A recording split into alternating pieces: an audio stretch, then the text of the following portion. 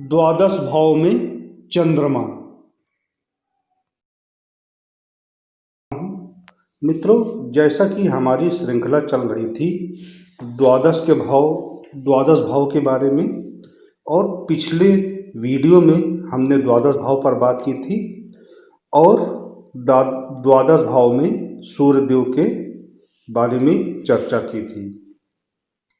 तो आज के वीडियो में मित्रों हम बात करेंगे द्वादश भाव में चंद्रमा के बारे में कि यदि जिन जातकों के जन्म लग्न में द्वादश भाव में चंद्रमा स्थित होते हैं तो उन जातकों के इसके क्या परिणाम मिलते हैं और उन जातकों का जीवन कैसा होता है। तो आज के वीडियो में हम चर्चा करेंगे द्वादश भाव में स्थित चंद्रमा के बारे में।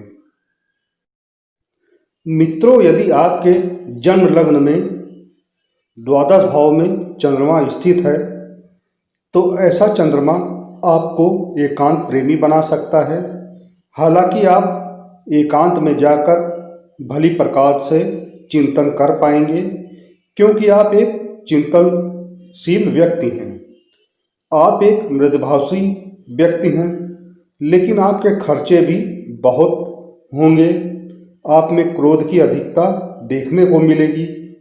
आपको आँखों से संबंधित परेशानी के अलावा कब्ज से संबंधित परेशानियां भी हो सकती हैं। मित्रों, यदि आपके जन्म लग्न में चंद्रमा द्वादश भाव में स्थित हैं तो आपको अपने जीवन काल में कई प्रतिबंधों का सामना करना पड़ सकता है।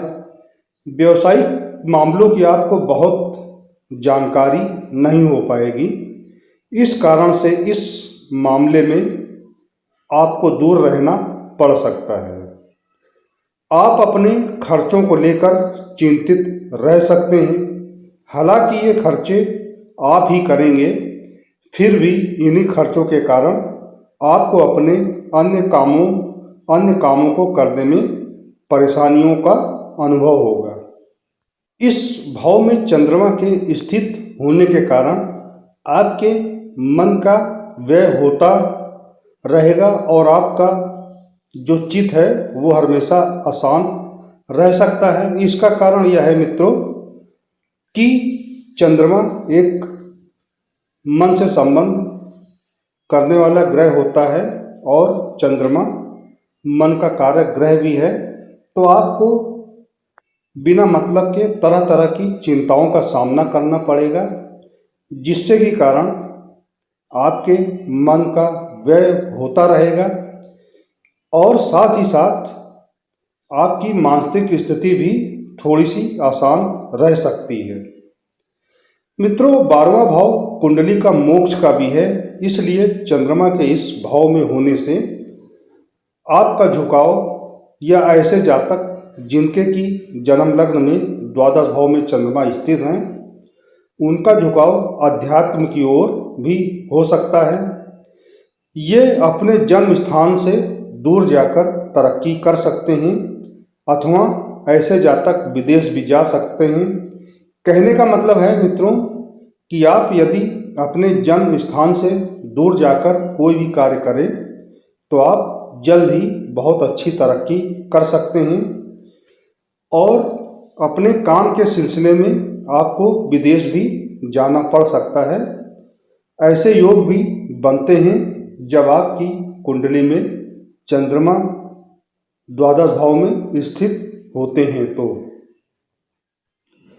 इस भाव का चंद्रमा व्यक्ति को एक अच्छा लेखक बना सकता है क्योंकि ऐसे व्यक्ति रचनात्मक व्यक्तित्व ऐसे व्यक्तियों का होता है। इस भाव में चंद्रमा के होने से आपकी जो माता जी हैं वो भी आध्यात्मिक विचारों वाली महिला हो सकती हैं। इस भाव का चंद्रमा चूंकि द्वादश भाव में पड़ने के कारण चंद्रमा कमजोर तो होता है, लेकिन छठे और आठवें भाव जितना कमजोर नहीं होता क्योंकि छठा भाव शत्रु का है और आठवां भाव मृत्यु स्थान है। तो इन भाव में चंद्रमा द्वादश भाव की अपेक्षा ज़्यादा कमजोर हो जाता है, लेकिन द्वादश भाव का चंद्रमा इतना कमज़ोर नहीं होता है।